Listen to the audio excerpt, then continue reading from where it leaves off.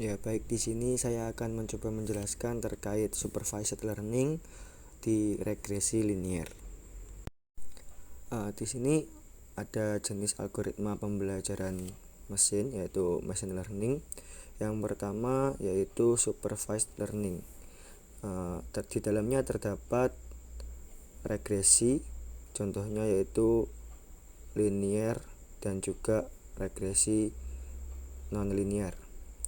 Diklasifikasikan menjadi 5 bagian, yaitu model jaringan neural atau model jaringan saraf, kemudian model geometris, kemudian model berbasis aturan atau model rule based model, kemudian ada juga model probabilistik, misalnya metode Naive Bayes, kemudian juga ada model hybrid atau model yang dikombinasikan dari model-model sebelumnya. Kemudian ada unsupervised learning yang dibagi menjadi clustering, diantaranya contohnya yaitu K-means dan KNN. Kemudian association rules atau aturan asosiasi.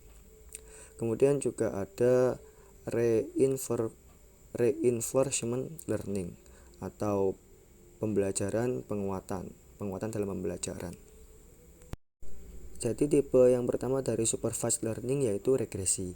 Regresi sendiri merupakan ukuran hubungan antara nilai rata-rata dari suatu variabel, contohnya harga rumah, dengan nilai yang sesuai dari variabel yang lainnya, contohnya waktu. Regression analysis atau analisa regresi yaitu merupakan suatu proses statistik untuk memperkirakan hubungan antar variabel. Regresi dapat diartikan suatu yang dapat memprediksi nilai keluaran menggunakan data latih atau training data.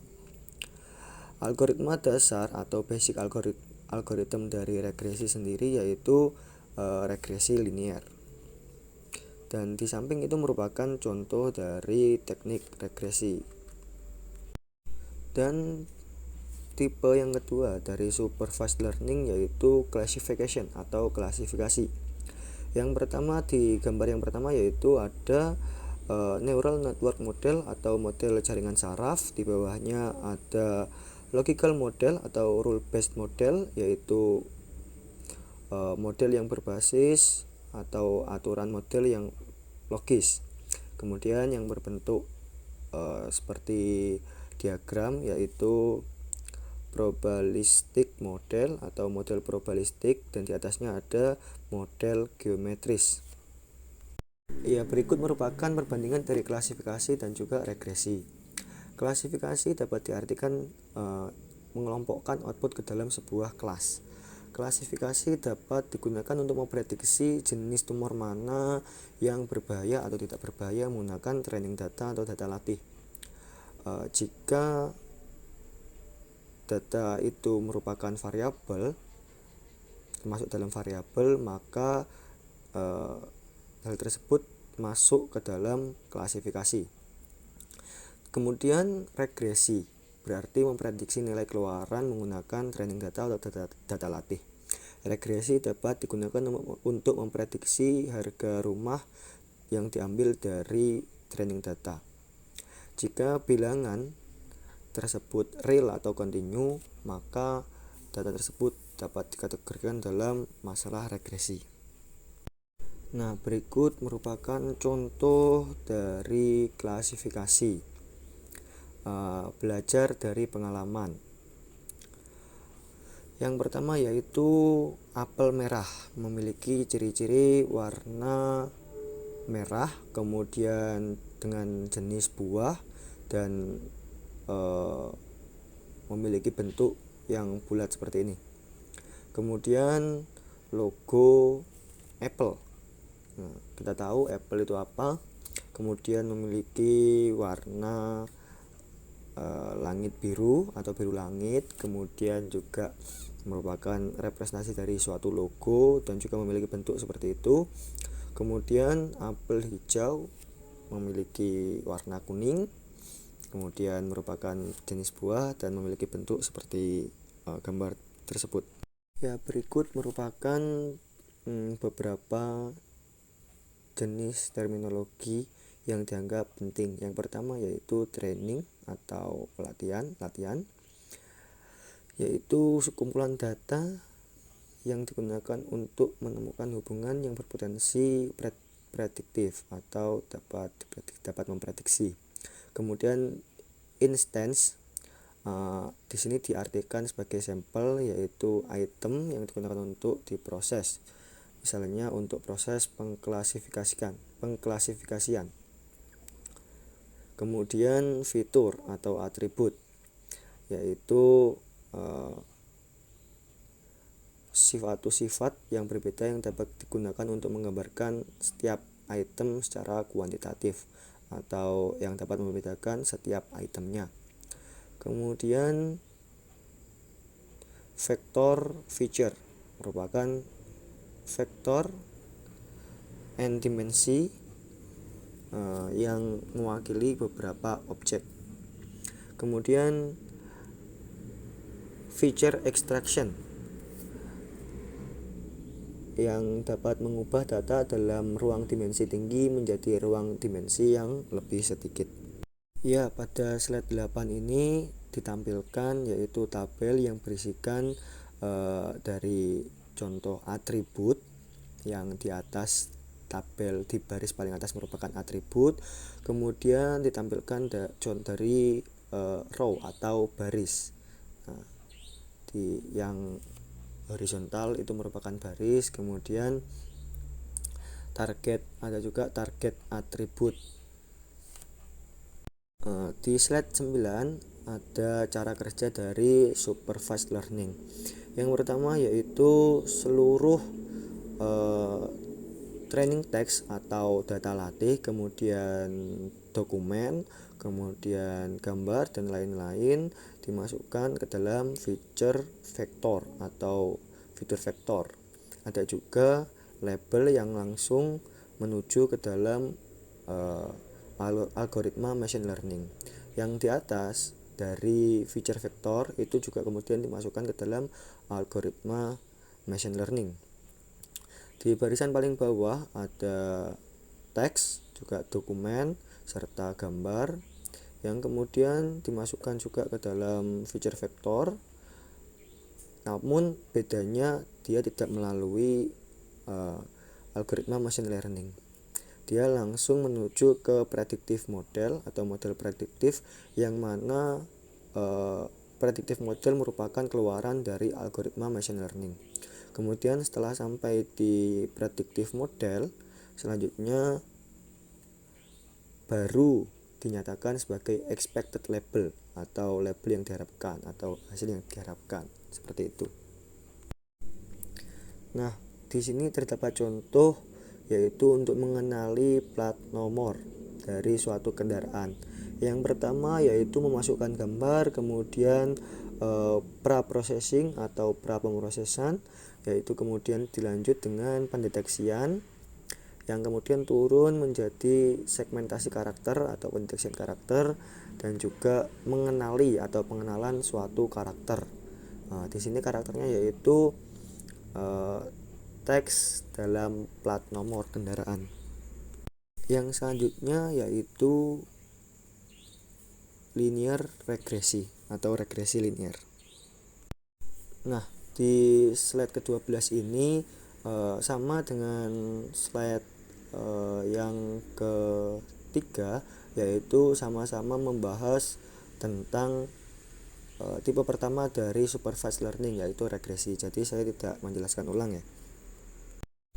Ya, di sini ada regresi linear atau linear regression.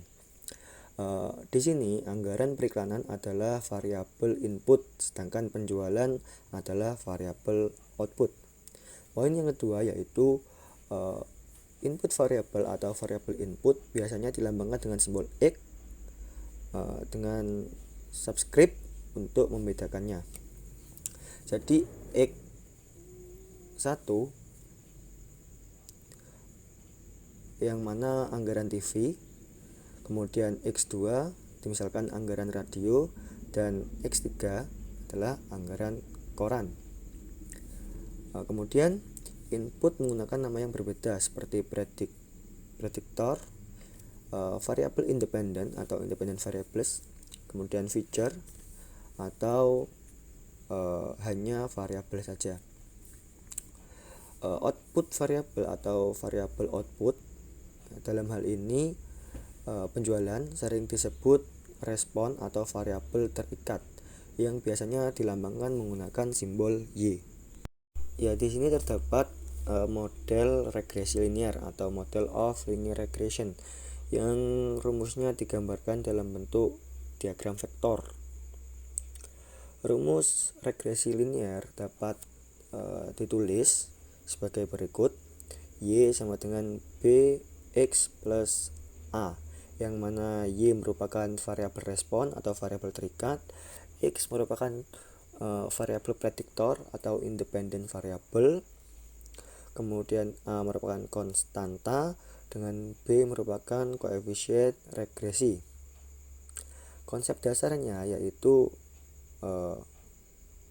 ingin ditemukannya garis atau persamaan yang dapat menggeneralisasi data, yang mana garis tersebut mewakili semua data dengan kesalahan minimum. Ya, untuk rumus A yaitu dalam kurung sigma Y subscript kali sigma X subscript kuadrat dikurangi dengan dalam kurung sigma X subscript dikali dengan dalam kurung sigma X subscript kali Y subscript, kemudian dibagi dengan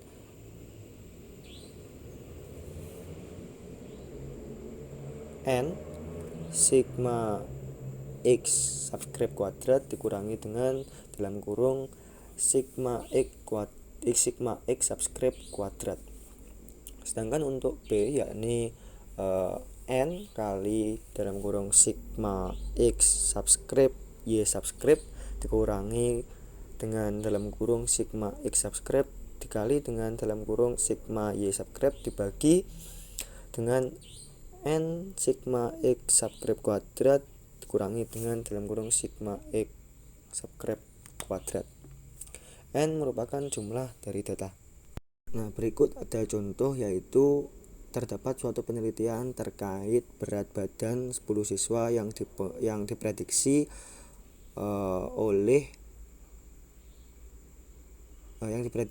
dipengaruhi oleh konsumsi kalori per hari.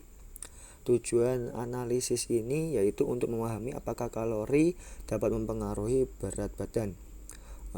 Kita harus mengidentifikasi variabel prediktor dan juga variabel respon,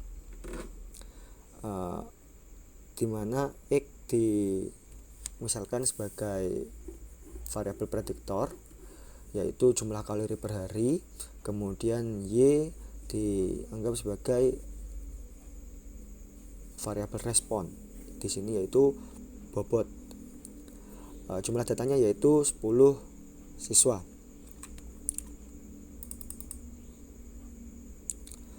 Kemudian pengumpulan datanya. Setelah mengumpulkan data dari 10 siswa, dapat didapatkan suatu tabel sebagai berikut.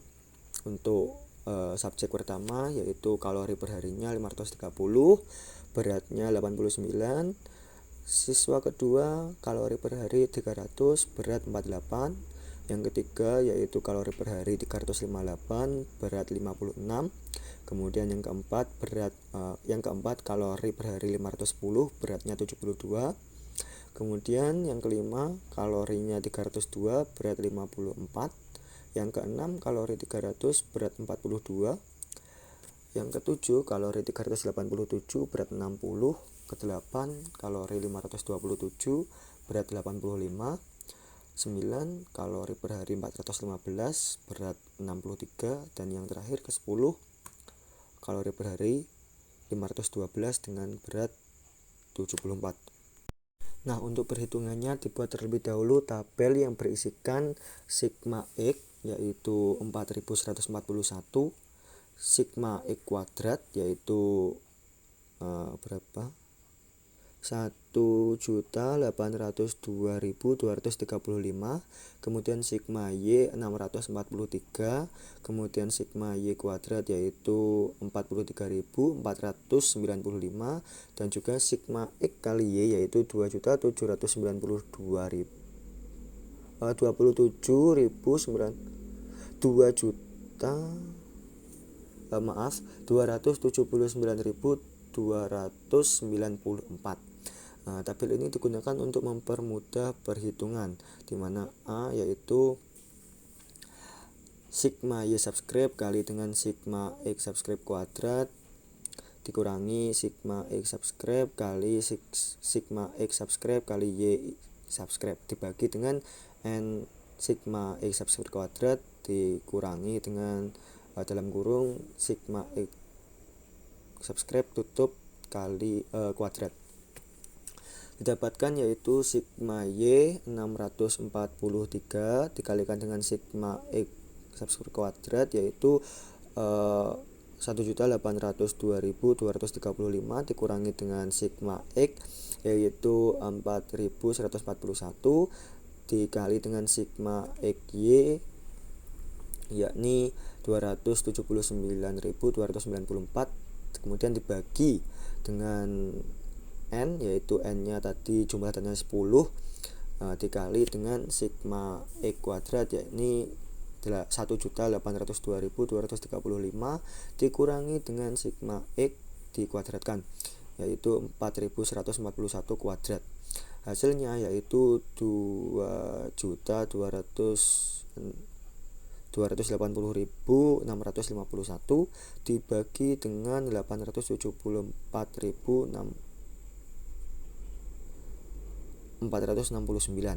Kemudian hasilnya yaitu 2.606.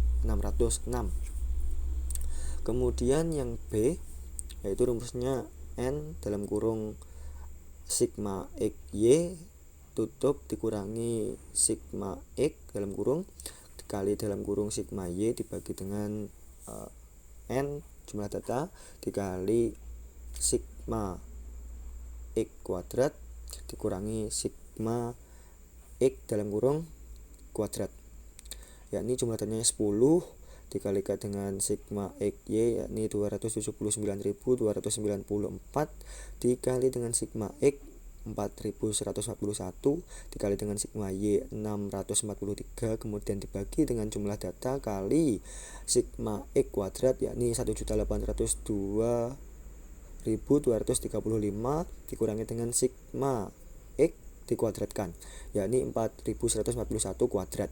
Hasilnya yakni 130.227 dibagi dengan 874.469 yang kemudian hasilnya yakni 0,1.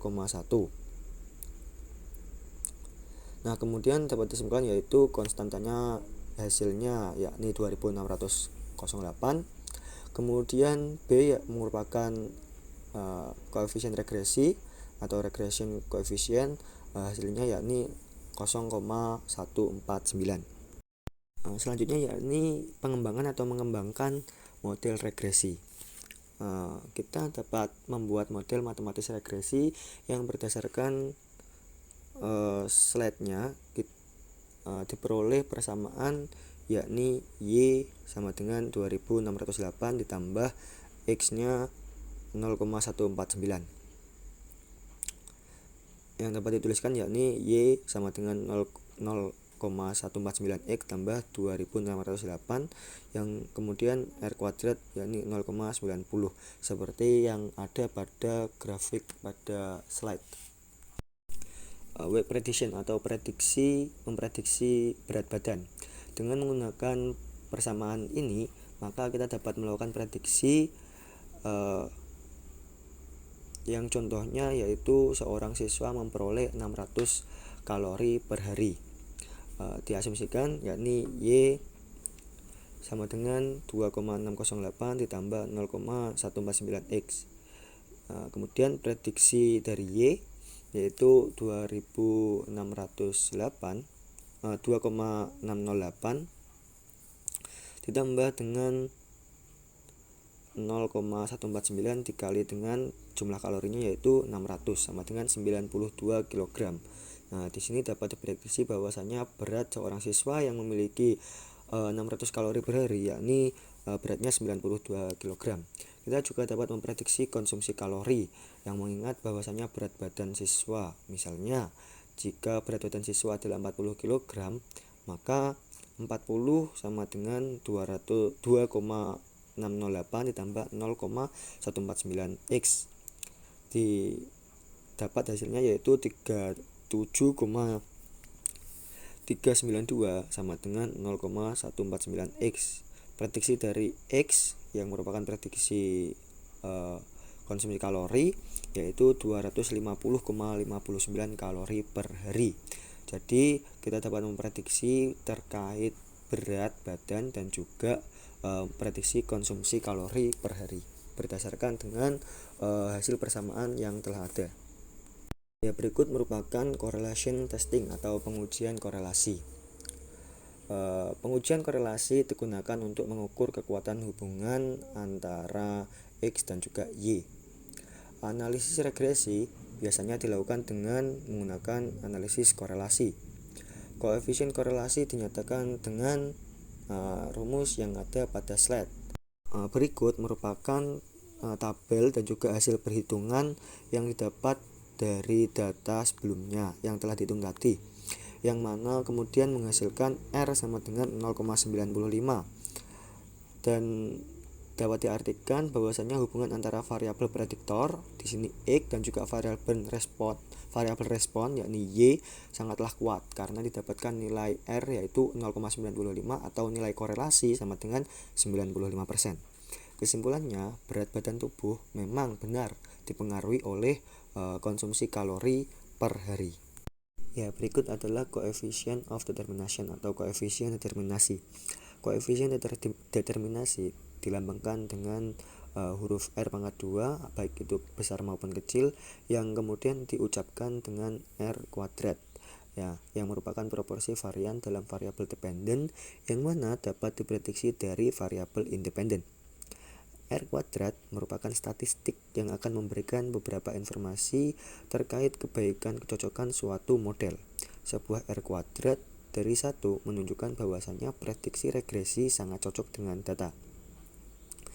Jadi, dimisalkan koefisien determinasi adalah 0,90, yang berarti 90% variabel prediktor atau X dapat menjelaskan variabel respon atau Y, sedangkan 10%-nya dijelaskan oleh variabel lainnya. Jadi R kuadrat dari 1, misalkan 90% dari 1, sisanya berarti 10% dijelaskan oleh variabel lainnya, seperti itu. Berikut merupakan alur dari proses sistematis machine learning. Yang pertama yaitu menentukan masalah, kemudian dilanjutkan dengan mempersiapkan data, yang di dalamnya ada metode visualisasi data, kemudian pemilihan data, metode seleksi feature, metode rekayasa feature, dan juga metode transformasi data. Dilanjutkan dengan spot check atau algoritma spot check, dan juga dilanjutkan dengan meningkatkan hasil, baru didapatkan hasil yang ada sekarang. Kemudian ada overfitting dan juga underfitting yang dapat diartikan sebagai fitting ketepatan atau tepat, over melebihi ketepatan, dan juga di bawah ketepatan. Di sini terdapat beberapa masalah regresi, regression problem, dan juga classification problem yang